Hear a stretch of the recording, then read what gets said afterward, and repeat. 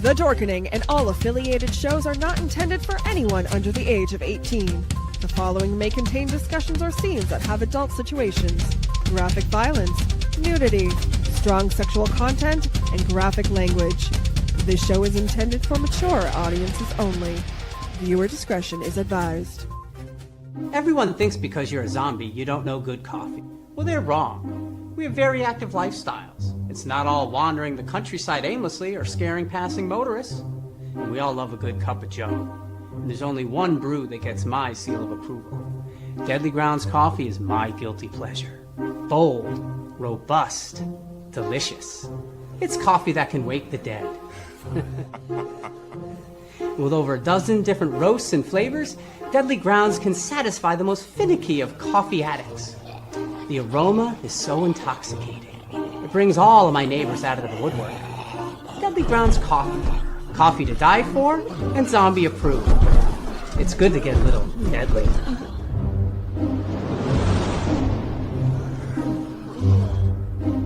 Use the front door!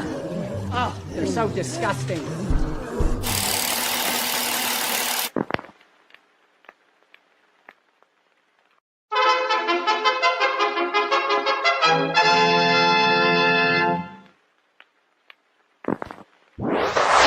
Persons under 18 will not be admitted.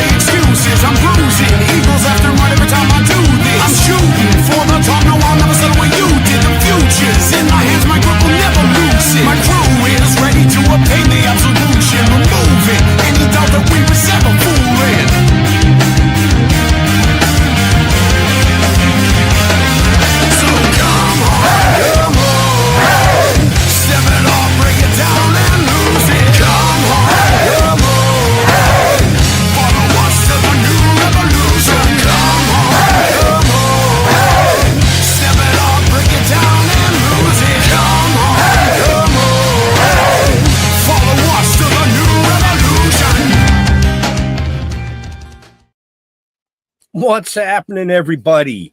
Welcome to another kick-ass episode of Still Toking with. It's actually on a Wednesday. There's the voice in my fucking head again. Wow. Anyways, yes, it is a Wednesday. And I even put that in the notes as I shared it out today that, hey, we're back on our regular fucking night for a change.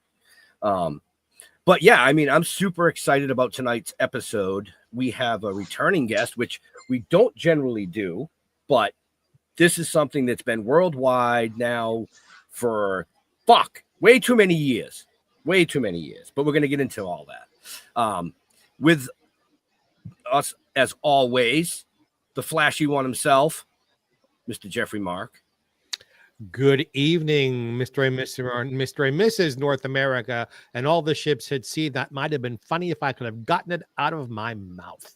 Hey, what the fuck was that? I thought you liked to keep it in your mouth.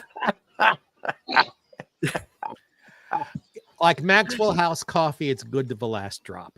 So, oh my God. I'm very excited. I wasn't part of this show the first time our guest was on, but the story here is so compelling, and I don't in any way mean to trivialize this, but I am, for pleasure, a huge murder mystery fan. And this story, if it had been a fictional story and published, would have made a great book. But it's real. It's Again, no jokes, no lack of respect, deadly serious. And I'm just still looking forward to talking with our guest, but I'm not going to say anything else and introduce the third part of this wonderful, crazy triangle, who I love a lot, Jeff Holman. Happening. We're back on Wednesday. Yay. I'm loving it. Yeah, I'm loving it. Yeah, no, it's this story has intrigued me. I watched the miniseries, which I'm sure we'll get into a little bit. Most fucked up thing I've seen actually in a long, long time. And you know, I mean, I've come across a lot of weirdo women out there, but what the fuck? I mean, seriously. But let's just bring him right in, Mr. Russ Faria. Hi there. How you doing? You're looking good there, buddy. That was easy. He's like, "Hey, how are you?" Right, I'm here. Thanks for having me on again, guys. Well, thanks for taking time out of your busy life and your busy schedule to come back. You know, we had you on 3 years ago. Wow, has it been that long? Yeah, it was season 3 that you first came on to talk about your story, which for all our new viewers and our new listeners, if you don't know the story of Russ Faria, in 2011, Russ returned home to find his wife deceased. We're going to leave it at that for right this second. He originally had thought that maybe she had taken her life because she was battling cancer, if I'm not mistaken. Correct. You know, through a whole bunch of bullshit and manipulations and things, he was arrested, convicted of her murder, and sentenced to prison, where he spent almost 3 fucking years, man. 3 years. And then was exonerated, and in the story just keeps getting bigger and bigger and bigger from that. Weirder and weirder and weirder too. Right. You know, so I don't want to just be the one talking all night here, guys. Somebody jump in. Fucking seriously. You did a great job with the intro. I mean, I know. When I first heard about this, and it was actually even before we had you on the show, right? We watched the miniseries, The Thing About Pam. You know, and for our viewers and listeners out there, if you haven't seen it, it must be still available out there somewhere. Oh God, yeah. You know, I think it's on Peacock. Okay, on Peacock. Yeah. Absolutely mind bending. You know, and like Mr. Mark said, I mean, if I didn't know that this was a true story, what a hell of a writer. I mean, seriously. Yeah. You know, I mean, the twists, the turns, and just the amazing bullshit that went into this whole case and this whole story. It's just, I mean, I don't even know how somebody could pull something like that off or even want to. It's just insane. Right. You know, a lot more to her than just this, too. Right. You know what I mean? And yeah. And, you know, we're speaking of Pam Hupp, who has she been formally charged? She has, yes. We're expecting a trial August of 2026. Okay, so I'm gonna stop right there. Okay, so folks, this started in 2011. 2011. This gentleman was convicted, sentenced, put in prison, exonerated because they knew it was this other woman. And now her trial's in 2026. What the fuck is wrong with our judicial system? It moves very slowly. Dude, I have shits that have moved faster than that. Oh, yeah. But Russ, it moved a lot faster when you were the person of contention. Why is it taking so long for this to come around again? Well, I got lucky. I've been out 10 years this year. So my 10-year anniversary was in June. Yay. Congrats. Right? And I was in for 3.5 years. But in all likelihood, the average time for an appeal in the state of Missouri, and I think pretty much across America is about 10 years. If anybody knows the Ryan Ferguson story, he was locked up for 10 years for what he didn't do. I got lucky and kind of got a fast track because of the publicity of my case. And I think the appeals court was really looking for a reason to kick it back. And I got out on what was a Mooney motion, which basically states that new evidence has arisen since the original trial that may have changed the outcome of said trial. And so they kicked it back really fast for me, and I got lucky and got out when I did. Otherwise, I could still be behind bars. Right. In this particular case with Pam, anybody that knows the story or has been keeping up with it, you know, after I got out, she tried to kill somebody else and was not successful. That person got out of her car, fortunately. I'm not going to tip our hand yet, you know, and tell who that person was. But and then about a week later after that, and that was just the anniversary of that, just this past week, she shot a young man named Euless Gumpenberger, and she was consequently convicted of that. She took an Alford plea and is currently serving life without plus 30 years. Shortly after she got that conviction was when Mike Wood brought up the charges with being the new prosecutor in Lincoln County, brought up the charges that she's currently facing, but he wants to make sure everything is being done right. He's still investigating this and getting new leads all the time. Right. And that's why we see some of the news that you guys have heard recently about some of the, you know, one of the dirty cops finally being charged.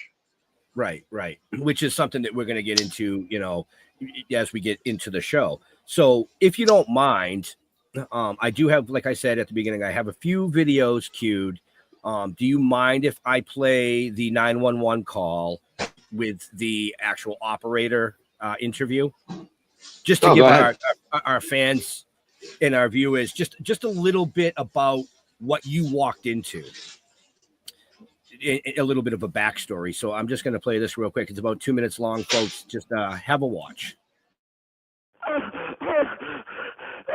Russ Faria began by sobbing. What is the address where you need this to come? 130 C-Mac. Former 911 operator Tammy Vaughn picked up the call. My wife killed herself. She's on the floor. She immediately knew it might be her toughest. I could hardly take the call because I looked over at my supervisor and I did one of those, I don't know if I can do this. Oh my God. Okay, just take a couple deep breaths for me. She continued the entire 10-minute call. She did what she says she's trained to do, get Faria to answer questions about his dead wife, Betsy. Russell, how long were you gone today? I left around 5. I just got back. But she was at her mom's, and her friend was bringing her home, so I don't know what time she got home. In court, a 911 supervisor testified it was unusual the way Faria went in and out of hysteria. The defense objected, but the judge overruled it, and the jury was led to believe that even 911 operators thought the call was odd. But the prosecution never called the operator who took the call, Tammy Vaughn, who says she never questioned it. You can't fake that. You can't fake that emotion. In my personal opinion, you can't. Are there people out there that can do it? I don't know, because all the calls that I've taken have been true hysterical callers. Vaughn says 911 operators are expected to get hysterical callers to answer questions. It's a redirection. It's a technique that communicators use to try to redirect, calm them down, ask them the question, and then whenever they have to focus back on the victim or the patient or the person that's needing the help, then they do what's called a refreak. It happened repeatedly on the Faria call.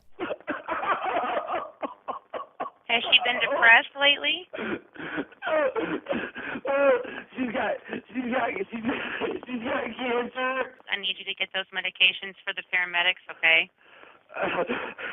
I think they're here on the table. Then, in another twist, Vaughn discovered something the following week. I later on learned that I knew them. At the time that I took the call, I had no idea who it was. And then later on, I realized that, it was a couple that I went to church with. She can now see them standing side by side in her mind, and she cannot forget one particular phrase she heard during Russ Faria's call. What am I going to do? What am I going to do? When she heard that, she thought she might not last, but she held on with him until police arrived. Right. Wow. I still get fucking chills, and I think he froze. No, he pixelated. His camera went pixelated. I'm here. There he is. He's back. I'm just smoking some weed. That pixelation, folks, was a visit from the beyond. Let's leave it there. Here we are in 2025, Russ. This was back in 2011. How do you start to put this behind you if new things keep developing every day? Well, it's not a matter of really putting it behind you, because it's always going to be there. It's a life experience, and you can't bury your memories at all. But you can move on and move forward and be a positive person. You could be bitter, but that's going to really make you miserable for your entire life, and there's really no reason for that. I kind of feel driven to make other people aware, one, to get justice for what happened, for the injustice, for my wife, for myself, and everything, but to also make others aware. Because just like you alluded to earlier, what's going on with our judicial system? Well, if people don't know what's going on with our judicial system, it'll never get fixed. You were talking earlier off air about your car with an alternator. If you didn't know you had a bad alternator, then you could never fix it. And then something else is going to go bad on down the line. Right. Our system needs to be fixed, but people need to be aware of some of the problems that are going on with it. Because I'm not the only case. I'm just one of the most famous ones. True. For our friends and fans who are watching and listening, I'm going to play the innocent, because in a way I am. I haven't read your book, and I wasn't part of the show the last time you were on. How, if you could summarize a little bit, what was the perfect storm here? How was it that this person was able, with probably some outside help, to frame you and make all this bad stuff happen? And why? Have you ever found out why? I've never found out why. The why is, I guess, the question that she's the only person that can answer, and she's not talking about it. But it was kind of a perfect storm. I mean, you had this person, evil person, and Pam Hupp, evil calculating person. She wasn't stupid. She had a plan. However, you also had a combination of a prosecutor that was corrupted, unethical, immoral, and a handful of other things. A judge who got elected because she passed out cookies. That's the truth. And a bunch of crooked cops, all together in one situation. And that said, that was a perfect storm, for perfect recipe for what happened to me. Were they just trying to expedite this thing along? I mean, it doesn't make sense as to why you would have crooked judges, crooked cops, and they wouldn't do their jobs properly. I mean, that's what boggles me a little bit, because it's not as if Pam was paying them off to be, tell lies or anything like that. There's just a lot of weird things to this story that don't make sense. Pam got $150,000 life insurance policy. We don't know what happened to all that money. Now, if I'm not mistaken, that wasn't even brought up in the trial, was it? No, it wasn't allowed. Why wouldn't, I mean, that's motive. So Right. who wouldn't allow that? Because that that policy was what, 4 days before the murder? Right. And the judge wouldn't allow my attorney, Joel Schwartz, to present what they call a Sadi defense, which is basically stands for some other dude did it, right? So he wasn't able to get into that at all. Well, that's not good justice. No. And unfortunately, like I said, the judge and the prosecutor, they went to high school together, so they obviously knew one another. And they'd been seeing, well, they're friends. So, I mean, she was giving the prosecutor her way. Now, originally, I had a different judge that was retiring. That's why my trial got actually delayed by a year, because the prosecutor dropped and refiled my charges so that I would go back to the back of the line for trials, and her friend would be a judge because she was already elected. But the original judge I had was Judge Dildine. And if we had gone to trial with him, he didn't put up with any bullshit. And he wouldn't put up with the prosecutor's bullshit or anybody's bullshit. So I think we probably wouldn't be having this conversation had that occurred. Russ, do you think it was that they wanted a conviction? They wanted to make themselves look good. Therefore, they were not interested in justice. They were interested in conviction, because supposedly the public prosecutor is there for justice. And if they smell that there's something wrong with the case, if they have any kind of ethics or morals, they will question it. So in this case, was it they just didn't give a shit? They just wanted to get the conviction and look good? Is that what you think happened?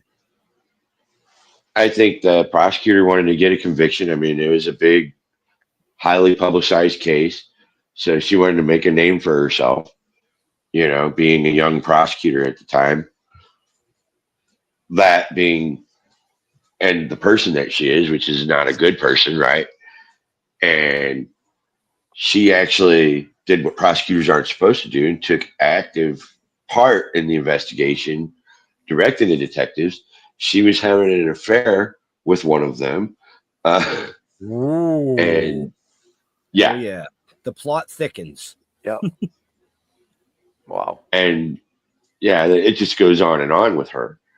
And then you have numerous cops that probably this wasn't their first time doing corrupt and, you know, dishonest actions. You know, so you got these immoral, crooked cops that are, you know, a blemish on good cops everywhere. And there's a lot more good ones than there are bad ones. I'm not against law enforcement at all. I have a lot of friends in law enforcement. But in this case, I had several of them that it's like a gang, right? They're all going to stick together. Right. Wow. Now, was there planted evidence in the home as well that they used at the trial? I don't believe there was planted evidence, but there was evidence that one of the officers reported seeing droplets in a shower when there weren't any. There was nothing to back that up. There was the officer that's currently charged with perjury that lied about 132 pictures that showed a trail of blood and evidence of a cleanup and whatnot when the pictures did exist. So there wasn't actually planted evidence. There was just lies about evidence that wasn't there. Edited evidence. Yeah. Okay. Right. Right. Okay. Because I remember reading something about the slippers in the closet. Right. The slippers in the closet, they had blood on them. Yep. And they were thrown into the closet. And we weren't able to present it properly in the first trial, but in the second trial, we had our experts prove that they were basically somebody picked them up and dipped them into blood and then threw them in there. Well, yeah. I mean, anybody in their right mind would have gotten rid of them. That, right. To me, is just obvious setup. Just that one thing is it's an obvious setup, because I don't care how dumb anybody is, they're not going to put bloody slippers in the closet if they actually did that. Right. That makes no sense. Right, especially if you're doing a cleanup per se. Right. Right. Well, exactly. And there was no cleanup. No, there There wasn't. just wasn't. There was No. And the pictures showed that.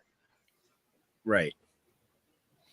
Russ, have you been given or have you sought professional emotional help to deal with all of this? Because you've said, and I agree with you, you can't just sort of sit in the problem. You got to move forward with your life. But have you gotten some help to deal with all of this? Because you seem to be calm and collected and are able to discuss this fairly dispassionately. Did you get help? No, actually, I attribute my strong will and everything. Everybody always asks me how I gotten through what I've gotten through and say that, oh, I could never be that strong and whatnot. And I'm like, well, nobody really plans on going through what I went through, but Right. you adapt and overcome. But in my particular case, I've always had a really good Christian upbringing from the time I was very little. And so I have a strong faith in God, and I read the Bible almost daily. I go over to my mom's every day in the morning for coffee before work, and we read the Bible, just a chapter or so, but we get a little bit of God's word, and that, I think, helps you get through almost anything. I've always been taught that all the answers are in there. You just got to find them. Right. Right. Was your church there for you? Some of the members of the church were. The church particularly, no. And now? Well, now I'm an ordained minister, and I Now it's your church. Right. and I try and help others find their way when they're lost, and I get an opportunity to do that, quite often. God bless you, Russ. Right. So I'm gonna jump up forward just a little bit here. To touch on Jeffrey Mark's question, you're not walking this walk alone now. You've met somebody that actually was involved in this case, so you guys are kind of walking this together, correct? Oh yes. And we alluded to this a little bit earlier, but right, the person that Pam Hupp tried to kill. At that time, her name was Carol McAfee, correct? And now she is Miss Faria. But I do have a video clip. I have a video clip of Carol's door, her ring cam from that day. Do you mind if we play that real quick? No, go right ahead. Check this out, folks. I sat there and I listened to Tim Lomar tell me his version of how he thinks I was supposed to die that day. Talk about leaving you numb from the neck down. It's hard. You make jokes about it, whatnot, but you sit and you think about, she was really going to kill me. August 10th, 2016. Carol Alford was on the porch with her dog when Pam Hupp drove by. It was captured on this surveillance video. She waved. I was like, okay, waved. Thought maybe she was new in the neighborhood, and she drove down the street, came back, and she just pulled up behind my driveway, and she just sat there and she was just staring at me. Alford remembers bizarre questions, starting with, do you babysit? And ending with an offer to make $1,000 if she'd go with Pam to do a 911 segment for the show Dateline. If I help her, I can't bring my keys, my cigarettes, my cell phone, or my wallet because the producer does not like clutter. Alford took her dog inside and grabbed 2 knives. So I put a folding pocket knife up this sleeve and a kitchen knife in the front because I'm getting ready to get into a stranger's car that I'm pretty sure, like 99% sure, is up to something illegal. Alford did not even have shoes on when she got in Hupp's car. Yeah, I was this close to her, rubbing elbows. I had the one hand in my pocket, like on the handle, because if I had to, I was coming out this way with it. As Hupp talked about where they'd be shooting the news segment, Alford's gut told her the knives were not enough protection. So I'm thinking to myself right about now, best excuse I can come up with to get out of this car. We get to about here, and that's when I told her that, you know, I got to go back and get some shoes, lock my door because of my husband's dog, whatever. Right here is where she turned around at and took me back to my house. She started to get out of her car, and as she leaned forward, she looked up and kind of leaned back in her car. She's like, you have cameras on your house. And I'm like, not only do I have cameras on my house, but I know how to dial 911, and I have a knife in my pocket. Have a good day. 6 days later, Hupp found someone else, Louis Gumpenberger. Prosecutors say Hupp drove him to her home, called 911 while Gumpenberger read a script they believe Hupp gave him, then shot him to death. Police found... I didn't want to go too much into the Lewis thing. But that just kind of gives you folks an idea of how twisted this woman's mind really was at setting up Russ. I mean, have you forgiven her? Oh, I fight with that one. I mean, I would too, but that's why I asked, because I mean, I was brought up similar to you, you know, and I believe in my faith in things work out the way they're supposed to, but I don't think I would be able to forgive somebody for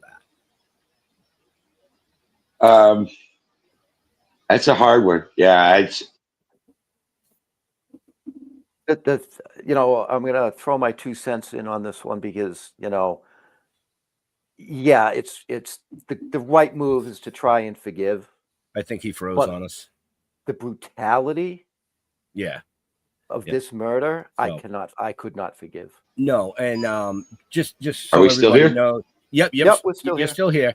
You know, just so everybody knows, we have a hurricane coming up the East Coast. It's kind of playing a little bit of havoc with our signals tonight. So if we freeze, we apologize, but we will continue as we are. Back, Jeff, go ahead. Would you reiterate? Because I think Russ is back now. No, as far as I'm here. forgiveness, yeah, as far as the forgiveness part of it, I mean, I was brought up to try and forgive. The problem I have was the brutality of this murder. I mean, it was just so over the top. I could never forgive the brutality of it. It's one thing to kill somebody; it's one thing to do it in that manner. Right. And for our viewers and our listeners that don't know the story, Betsy was stabbed, I believe, 55 times. Yes. Yeah. And I think the reason that the brutality was of such an extreme was to make it look like a crime of passion, which tells you how warped this fucking woman's mind is.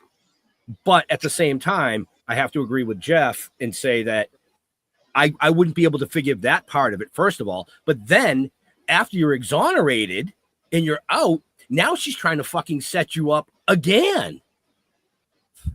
Right.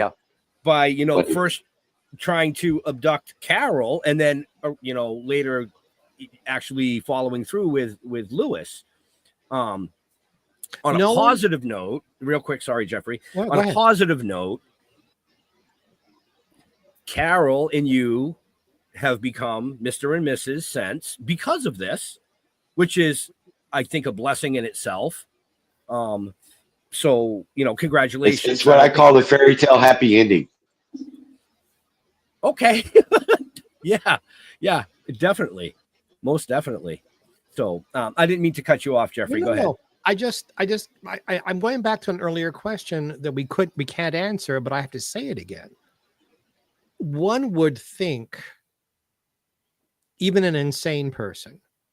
So see, I'm struggling with is this stupid person evil or crazy or both? But to twice try to pin a crime against nature twice on Russ. Is it that she's in love with you, or she feels you've done her wrong in some way, or is this just crazy person stuff? Well, I don't know that she's crazy. She's more of a sociopath. Okay. Yeah, Some people call her a psychopath, but I've talked to psycho. Yeah. Psycho. some people call her psycho, but I've actually talked to some professionals, and they said no, she's actually a sociopath. So Okay. that's the way I picture it. Then I'm like, okay, well, this person knows they're educated in that field. I'll take their word for it. But as Fucked far up, no matter how you look at it. As far as your being the She is center of the nothing but a narcissistic bitch that believes her own fucking lies. She believes her own lies so much that she thought she was going to get away with it. She is not a sociopath. She is not a psychopath. She is just fucking ridiculously retarded. And that, folks, is the infamous Carol. That's her. We love her. She is awesome. Well, we love you too, but she is just, she puts the whipped cream on top of the cake there for you, you know? And you know what? I think that anger Oh, is yeah. healthy. I really do. I think that's healthy. Oh, That yeah, she's able to absolutely. say that out loud in public, and good for her. Yeah. Yeah. I mean, yeah. For like I said before, to our viewers and our listeners, you've got to understand that this started with Russ. He was exonerated. It came back to Russ, but she dragged this innocent young lady into it, which now that we know, was a blessing in disguise because it was the fairy tale happy ending that Russ, said. So, yeah, I'm going to leave it there. So, has obviously, there's been new developments and stuff like that. How many people have actually? Oh, there's been quite a few in the last 3 years.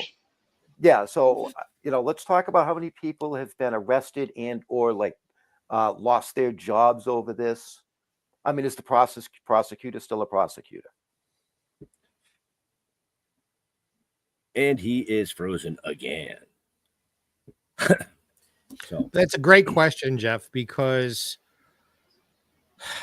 when these kinds of tragedies happen, sometimes we just have to take a step back and look. He's back. To find the justice. I'm back. He's back. There you go. All right. Yes. I don't know if you heard my question or not, but who has lost their jobs, has been arrested for not doing their jobs or what have you? For example, is the prosecutor still a prosecutor? Well, there are several people that haven't lost their jobs that probably need to. They're some of the dirty cops, but I think that the current prosecutor is going that way. Currently, Mike Merkel had.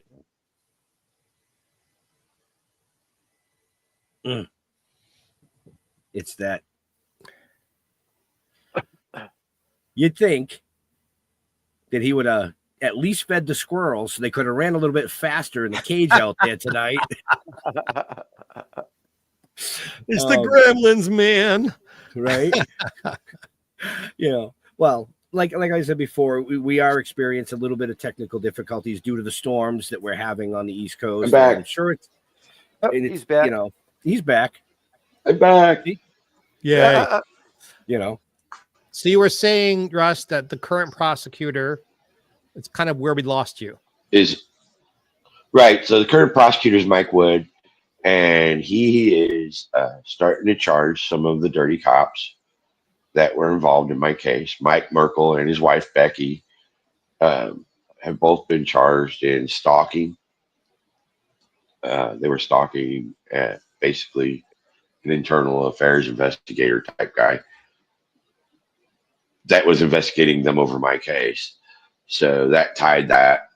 And now most recently, Mike Merkel himself has been charged with 2 counts, because there were 2 trials, 2 counts of felony perjury, each carry up 10 years. Right. And he has lost his job, and he is currently on an ankle bracelet and out on a $50,000 cash only bond. And most recently, within the last few days, he named one Leah Cheney to his defense team. Wow. Now, how can he do that? That's a conflict of interest.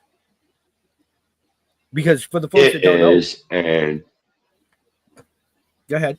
And I'm sure Mike Woods will get on dismiss, on that basis. I think I don't know what they're thinking really. Leah is not. Do you think maybe Mike, because he knows the ship is sinking, he's going to bring everybody that was involved and he's going to name them to his defense team so that they'll all be in the courthouse at the same time and can get arrested? Well, I think he's going to, at some point. Damn, right when the show gets interesting. It's almost like it's done on purpose. Right. He'll be back in a second, folks. While we wait for him to pop back, I'm going to play another quick video here of Mike Merkel being basically walked the walk of shame. Well, the stakes have just been raised in a case known around the world, made infamous by Pam Hupp. A former sheriff's captain accused of lying in the original murder investigation of Betsy Faria was taken into custody today. Fox Files investigator Chris Hayes was in court for the defendant's tense bond hearing. Former Lincoln County Sheriff's Captain Mike Merkel was taken into custody after a hearing in which he pleaded not guilty and had his bond set at $50,000 cash only. He walked the same path the now exonerated Russ Faria walked more than a decade ago when he was wrongfully convicted. Now free, Faria was there to see it. He attacked me directly. Faria spent 3.5 years in prison for the murder of his former wife, Betsy Faria, before a judge exonerated him. Now the infamous Pam Hupp is charged with Betsy's murder. I think it's important that justice be served and that the dirty cops and the people that are supposed to be serving us be brought to light so that this doesn't happen to others. Lincoln County prosecutor Mike Wood charged former Sheriff's Captain Mike Merkel with perjury for allegedly lying about crime scene photos Merkel claimed did not exist. They were discovered later and helped clear Russ Faria. Defense attorney Joel Schwartz discovered the hidden photos and showed up to defendant Merkel's bond hearing. One, I wanted to support Russ. And two, it's a big step in the administration of justice, and I just need to see justice is done in this case. It was tense in the courtroom, especially when the defense lawyer tried to call it a victimless crime. The assistant prosecutor jumped out of his shoes, pointed to Russ Faria in the front, and said, "Do you want to ask Faria if this is a victimless crime?" I'm here to tell you that I spent 3.5 years, 3 years, 5 months, and 11 days. The anniversary is coming up on June the 15th. Merkel's defense attorney, Joel Eisenstein, called the perjury case laughable. We'll go to trial and we'll see what happens. Lincoln County prosecutor Mike Wood said it's only the beginning of his corruption investigation. Things are continuing to move forward on that front. Still a fluid situation, but there's a lot of leads that we're continuing to follow. Defendant Merkel did not spend much time in custody, as his attorney said he brought with him a $50,000 cashier's check to bond out. He'll have to wear an ankle monitor at least until his next court date in August. For the Fox Files, I'm Chris Hayes. Wow. How did he know to bring a $50,000 cashier's check? What information was he given ahead of the Where arrest? the fuck did he get the $50,000? And by the way, That I don't know. Your police department are enormously well fed.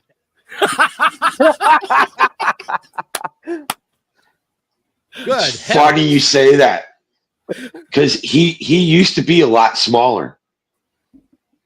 He really was. He was like probably 40 or 50 pounds smaller. And like this year, I've kind of gotten a little bit more healthy. I'm turned 55, and so started changing my diet, and I've lost about 40 or so pounds. I think he found it. But if you look in that video, he's wearing a blue shirt and khaki pants. I think he works at Culver's getting in free Boderburgers. Yeah, well, that weight gain is what happens when you're full of shit. Right? There you go. There you go. Wow. Well, one can hope that he put on that weight so that his new boyfriend has some cushion. I think, being loving, healthy men that we are, that when he goes to prison, we should each send him a soap on the rope. Oh no, I was thinking about but file through the ropes at the cut the rope. First time he's in the shower, down it goes, down he goes, and the playground is open for business. Hey, listen, I mean, the bottom line is he tried to fuck you. So, hey, one good turn deserves another. I agree. You know, and prison isn't good for somebody like him. No, and hopefully he's just the top in the start of the food chain. Right. That's what my hope is, and I think that's what Mike Wood's direction is that to get him to squeal on some of the others and possibly get to Leah herself. And that's why I think he's going to be able to get her dismissed, because there's a possibility she could be prosecuted. Right. Right. And what about the judge who mistakenly sent you to prison? Is that person still a judge? No, she was voted out in the next election shortly after I was exonerated, the same election where Leah was voted out and Mike Wood was voted in. So she's no longer a judge. I'm not even sure what she's doing right now. She's back to selling cookies. Probably. So I'm curious about something, because I mean, one of the quote new things that that came out to get you exonerated was those photos. Okay, where were the fucking photos? And who hid the photos? They were in the prosecutor's office. The prosecutor had them. And just a few weeks before my second trial, Joel received a package from the prosecutor's office that had a DVD with all of those pictures on it. Somebody there actually had a conscience. And there were a lot of people. Mike Wood worked in that office and left there during my case because he couldn't believe what was going on, and went and worked in St. Charles, but he vowed to come back. He did. But there were others that were there, I'm sure, that were good people. And somebody there sent that to my attorney. Yeah, because suppressing evidence is a felony.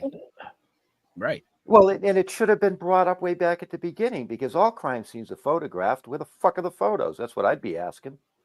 Well, the camera mysteriously malfunctioned and the pictures didn't turn out. Yeah. Oh, one of those. Okay. Yeah. Right. Yeah, one of those. Yeah. Russ, you've written a book. Let's plug it for a second here. What's the name of your book, sir? Well, the book is called Bone Deep, Untangling the Betsy Faria Murder Case. I didn't actually write it. I did collaborate on it with my attorney, Joel Schwartz, and author Charles Bosworth. And if you really want I think it's Left Wing Books. Excellent. Yep. And you can find that in the show notes. It is really the kind of unabridged story. If you watch the miniseries, they try and squeeze 10 years into 4 hours. And it's Hollywood. And it's Hollywood. So, I mean, there's a lot of stuff in there that didn't really happen the way that they portrayed it, but it was a good story. It was and I enjoyed it working with them on it. But if you want the unabridged story, get the book. Also,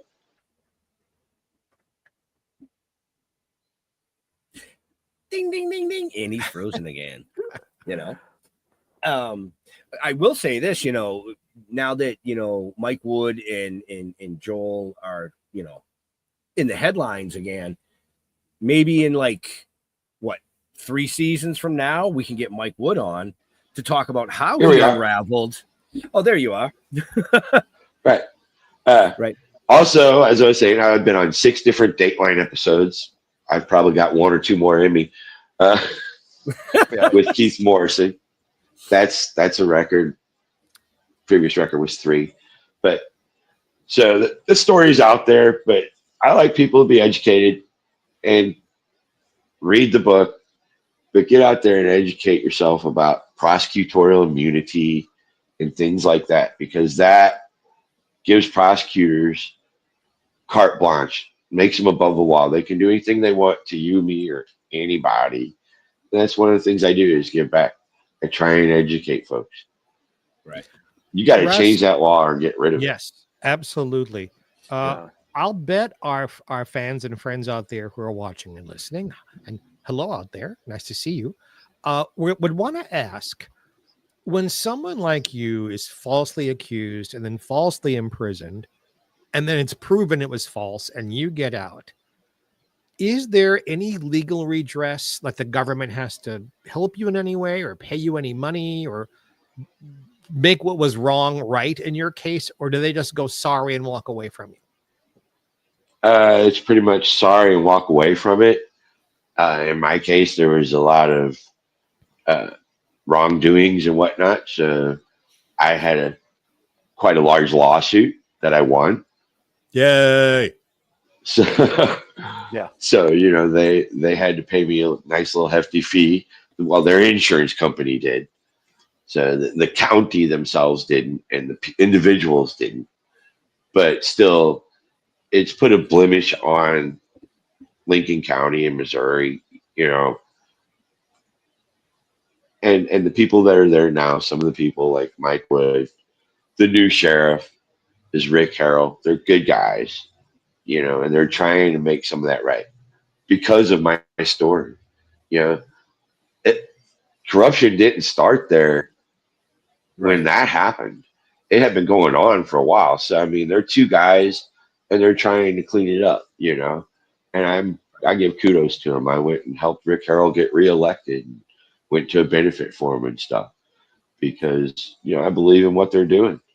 Like I said, I got a lot of friends in law enforcement, and, to add, we were talking about the dirty cop that got charged, but there were cops that were involved in my case that were lied to and basically sicked on me like a dog.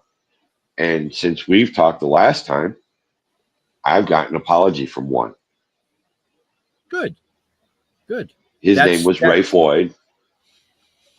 And he's actually working with the investigators with Mike Wood on my case now to, get some of these dirty cops off the street. He's trying to make it right.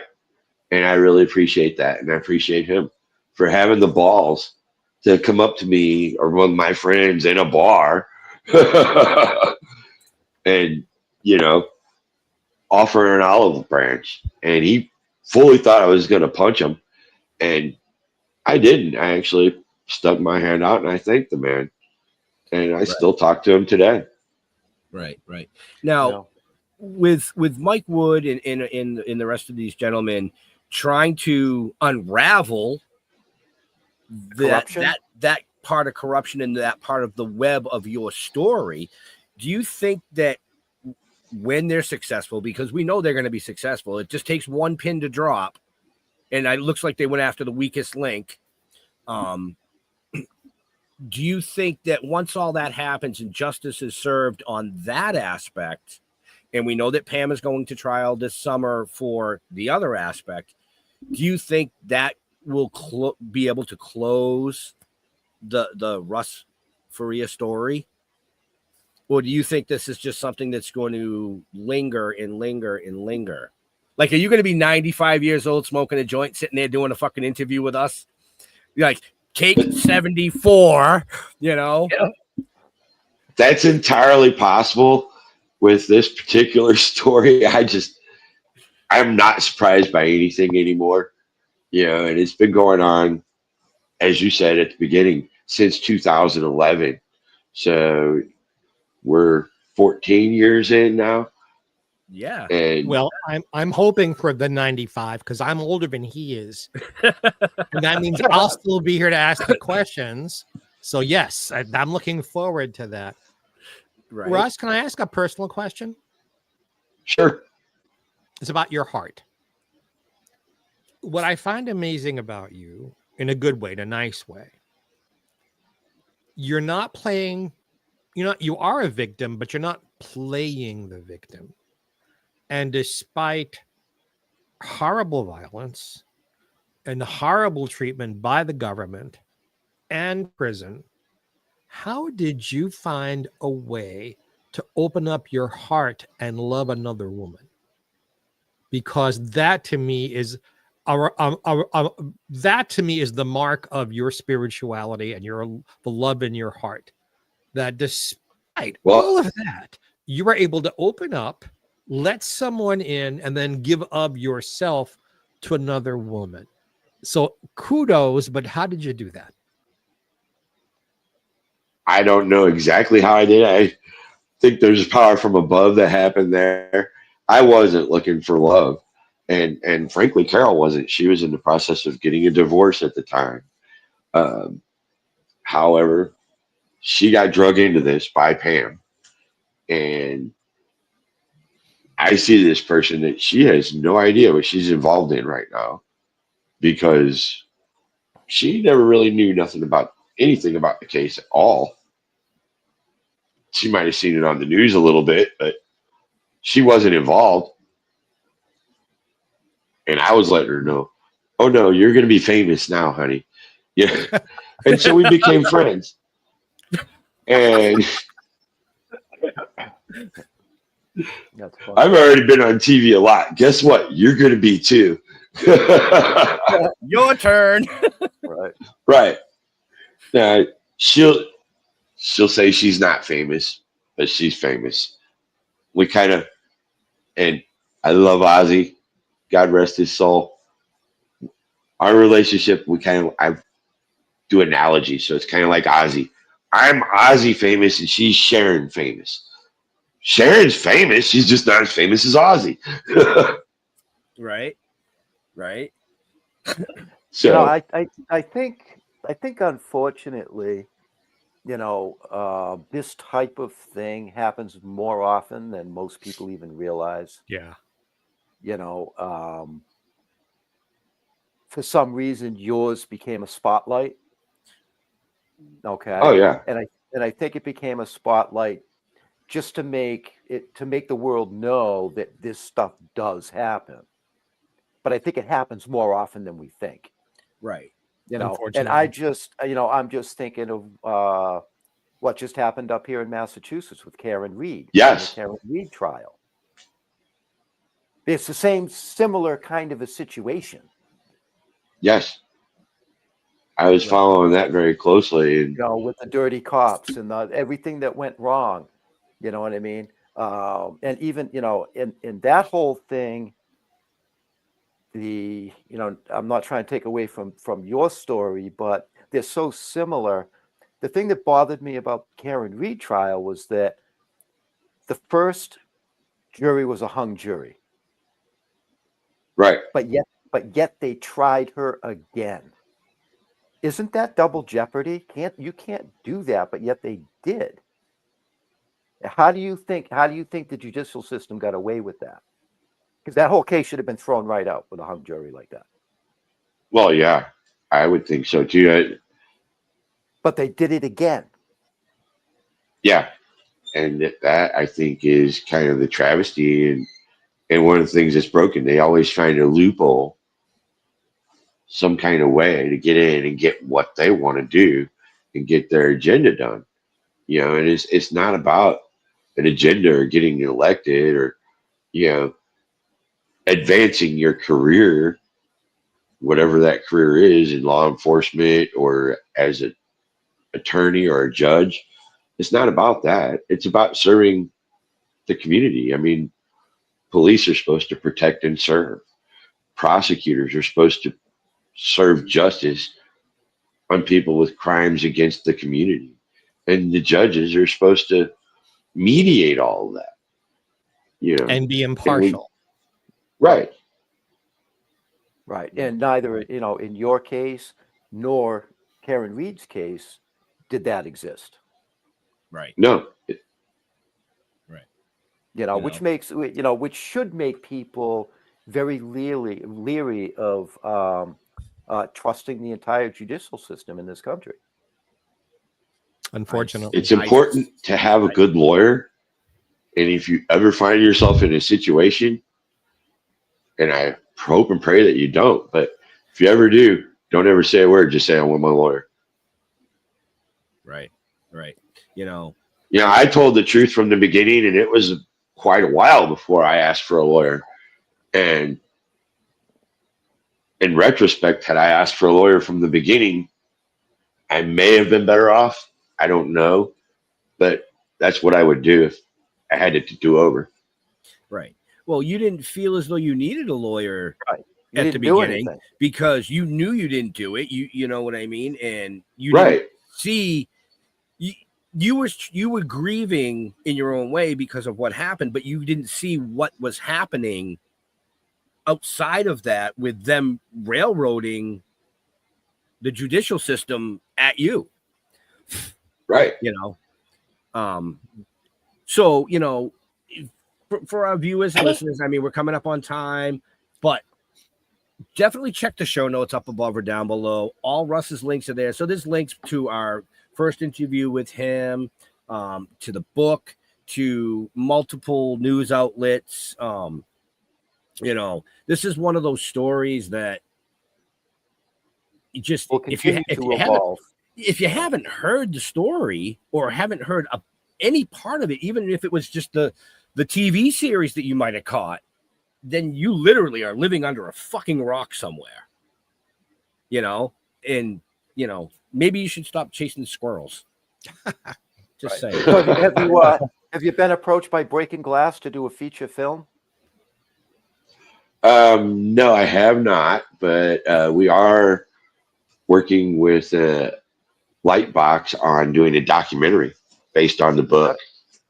That's cool. That's cool. Yeah, excellent. we know a few people over at Breaking Glass, and they do a really good job. They did the George Martorano story. Oh, really? Yeah, he was the gentleman. I don't know if you're familiar with George Martorano, but he was the gentleman that was convicted and sentenced to life in prison on marijuana charges. I remember hearing about that one. Yeah.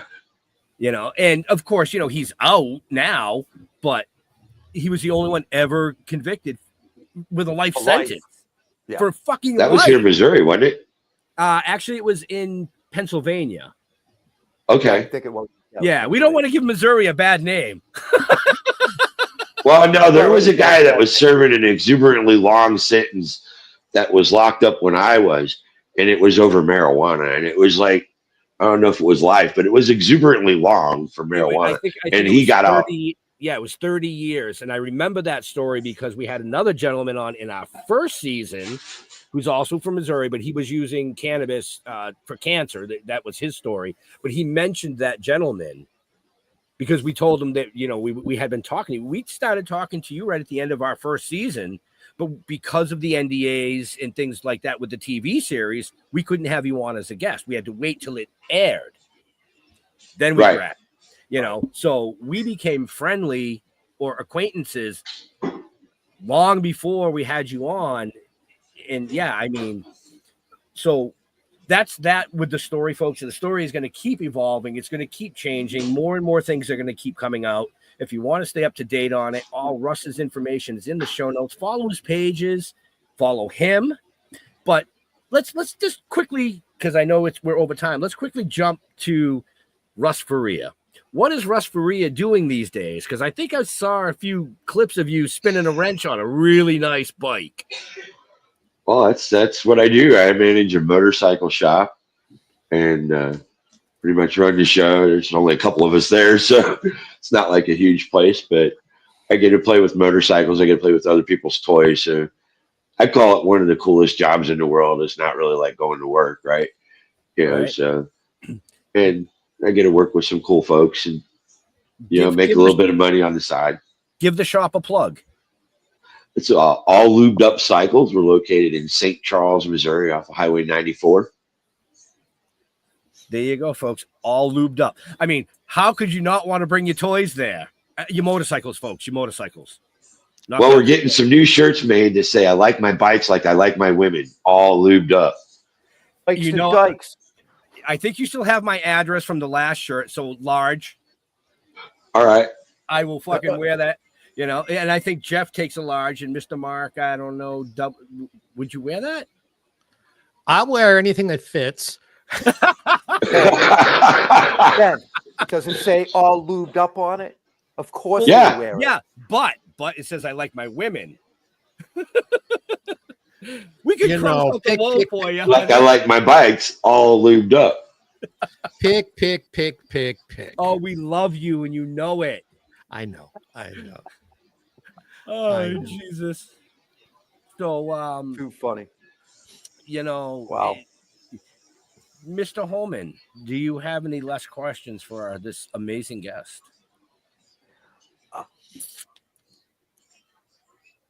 Yeah, actually, I do. So, obviously, you're still heavily involved, with the case. As it progresses further, because like we said, this could go on for a long time. Do you feel as though there'll be a time in your mind when you'll be like, you know what, I'm moving on with my life. This is behind me. Stop asking me fucking questions. I'm done. Well, I hope not. I mean, eventually it'll die down, right? Once some of these trials are over with, especially the big one next summer. But, if there's an opportunity for me to expose some of the corruption and, like I said, prevent what happened to me from happening to somebody else, I feel, that's kind of my way of giving back for getting my life back in such a short period of time. Again, I could have been locked up still right now today. Do you feel as though it's giving back, or I don't want you to take this the wrong way, or do you feel like something inside you just wants retribution for what they did to you, and you want to see that happen? Well, I want them to be punished for what they did to me, yes. Okay. But rightfully many so. of the people that I know in law enforcement, some of them are retired law enforcement. One guy came up to me in the bar a couple of weeks ago and gave me a huge hug, because we hadn't seen each other in a while, and he saw some of the new developments in the news. And, every single one of them says they're just so embarrassed by what these others did, and what some of the new young cops and dirty cops out there are doing. And they're really proud of the fact that I can help put some of them away.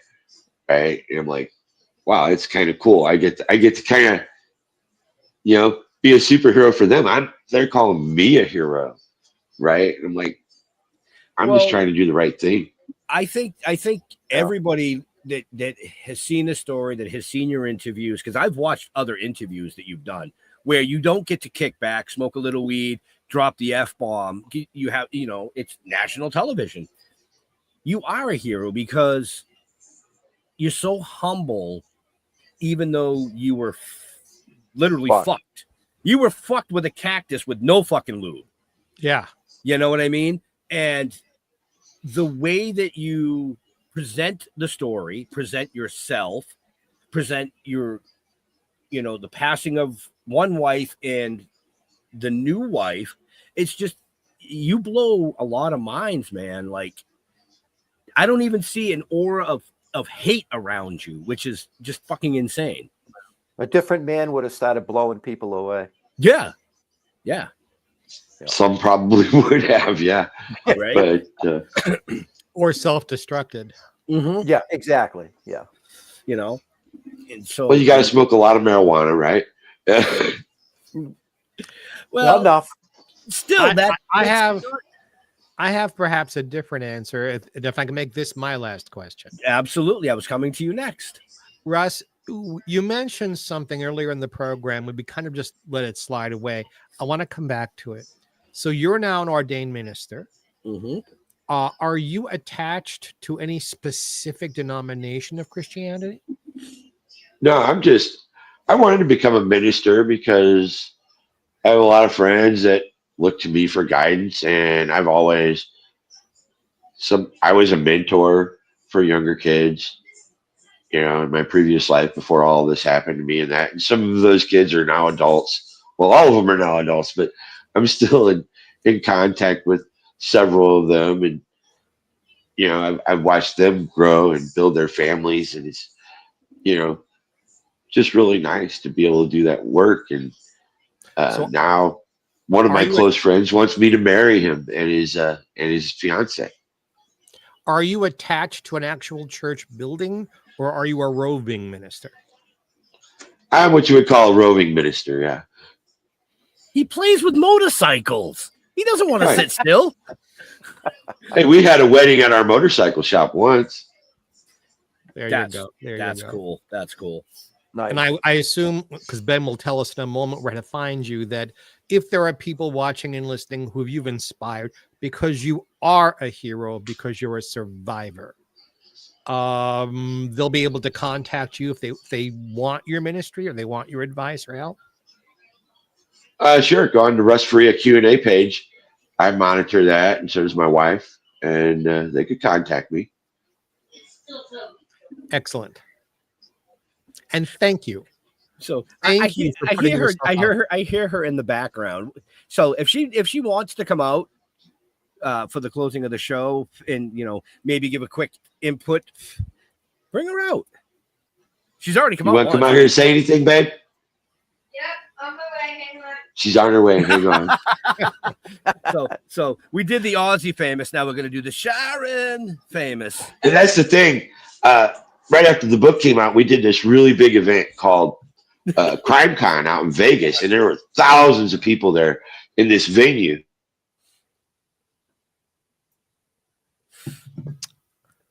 Oh, he'll be back in a second. Oh yeah. By the time Jeffrey Mark probably finishes that sip of coffee, and maybe not. In my China mug. Yeah, maybe he's Are we waiting. here? Yep, There you're we back. Now you're back. All right. See, I knew it. I told you he froze on purpose because he had to wait for the wife to come back. He didn't want to get in trouble. Right. So we're at this event in Vegas, and we get separated all the time because people are trying to crowd me and get my autograph and everything, get a picture or whatever. We're like, well, if we get separated, we'll just yell for one another. I'll do my best Aussie voice and yell, Sharon!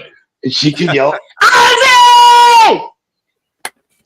And so that's well done. I love it. I love it.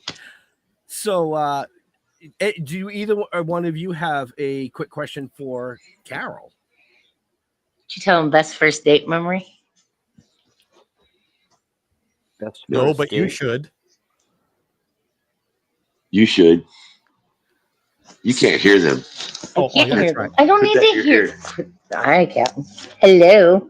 Please tell us. Hi. So on our first date, we decided to go to the St. Louis Zoo because the prosecuting attorney told me, keep it off social media, keep it out of the public. So, I mean, what's crowded the most? People aren't going to pay attention to the zoo. We stopped at this little Starbucks inside the zoo. And I'm like, I don't want to put my name on this cup because I'm super paranoid. I don't know why I was. So we get up there for our coffee. I give them my name. And this man, what did you tell them to put on your cup? Tom Petty. You should have seen everybody look when they said coffee for Tom Petty. It was fucking hilarious. And the funny thing was Tom Petty was dead at the time, so that really made it awkward. Right? Wow. Oh my God, that's too funny. That's too Well, funny. you're finding each other is a miracle. It was. Yes and no. I think it was divine intervention.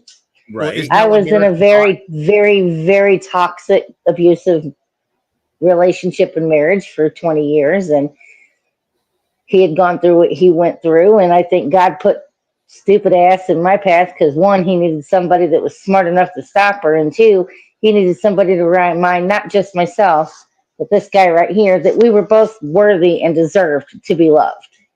Absolutely. Well said. Well said. Well And you said. know, That- I've actually learned a lot about the people that were in my circle because of this story. Like I have a friend, when she saw my engagement ring, which is a very tiny diamond. I was working with SPED students at the time and didn't want a ring that I would have to take off to go to work. And she looked at me and she says, all the money he's got, and that's all he could buy you, out. I've had a friend ask me several times why I haven't made him buy me a house, out. You find out who your friends are when you go through things like this. But I've said it once and I'll say it 100 times and I'll mean it with every bit of my heart and soul.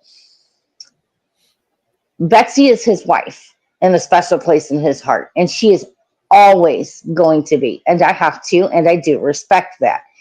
If she wasn't, I'd have to question his morals. And if I had a problem with it, I'd have to question my own. Wow. I am with him to the end on this. And if he died of a heart attack tomorrow, I would fight every day for the rest of my life to make sure his wife got justice.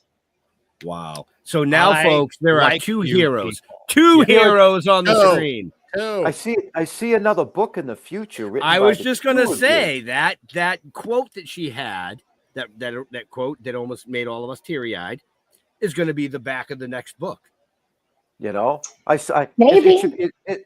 see deep bones. I like that. And I'm not going to comment where my mind went with it. Well, that's where he put it.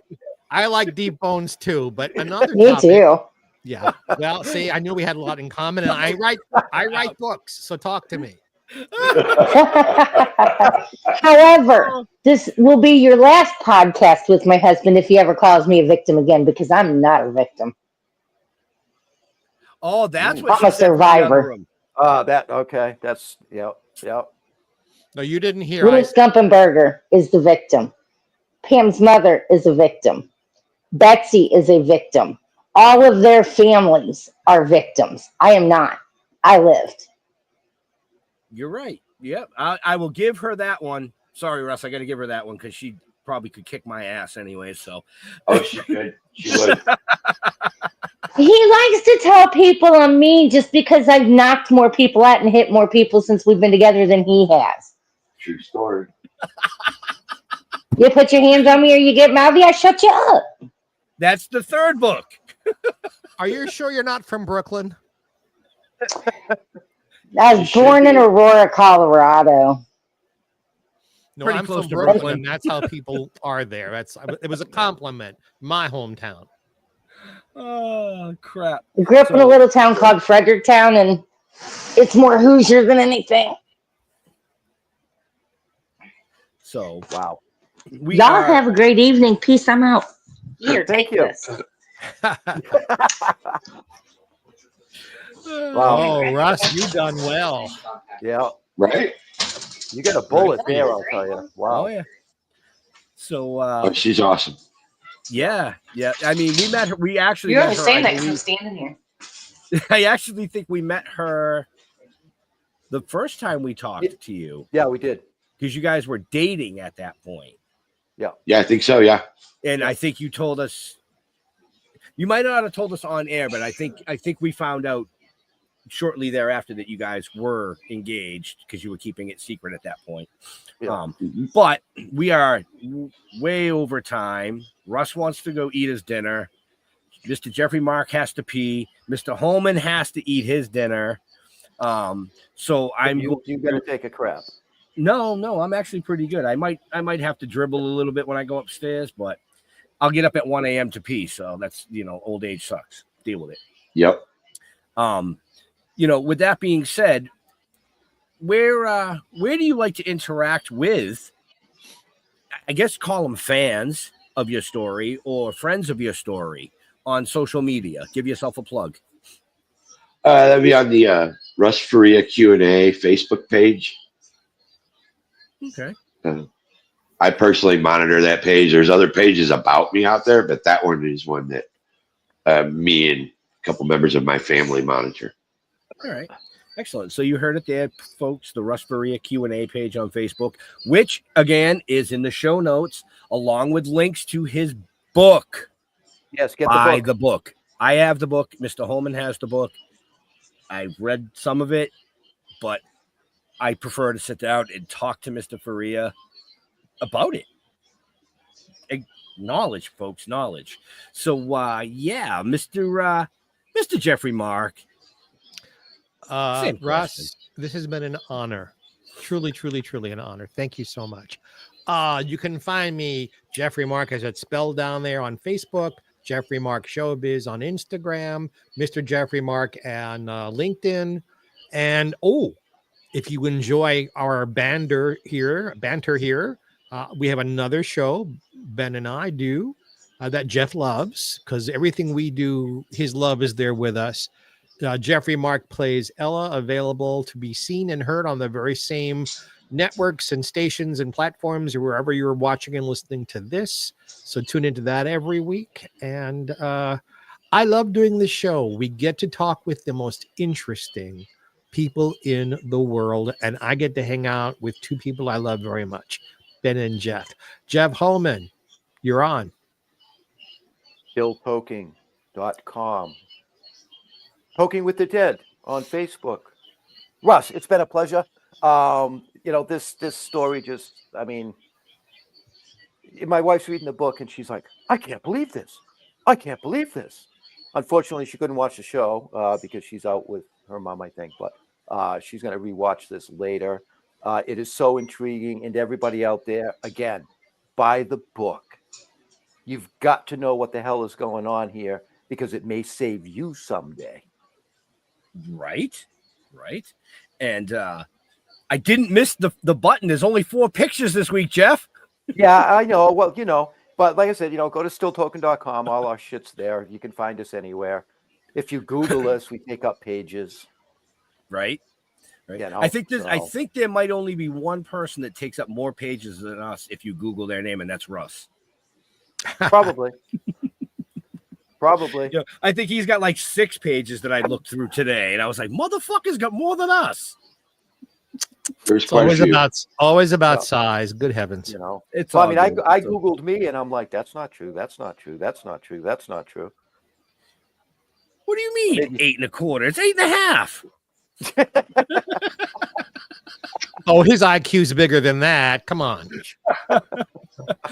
But in all seriousness, folks, I want to thank Russ for coming on again tonight, giving us an update on what's happening in the case. Like I said at the beginning of the show, I don't know what's wrong with the judicial system because, 14 years since this has started. 14 years. That's a long time, man. That's a long time. That's a lot of taxpayer dollars going out the window. Of course, thanks to Jeff and Jeffrey as always. But to all our veterans and first responders, we want to thank you for doing what you do so people like us can come up here and do things like this that we like to do. So stay safe. We'll see you next week. We're out. Have a happy. Thanks, guys.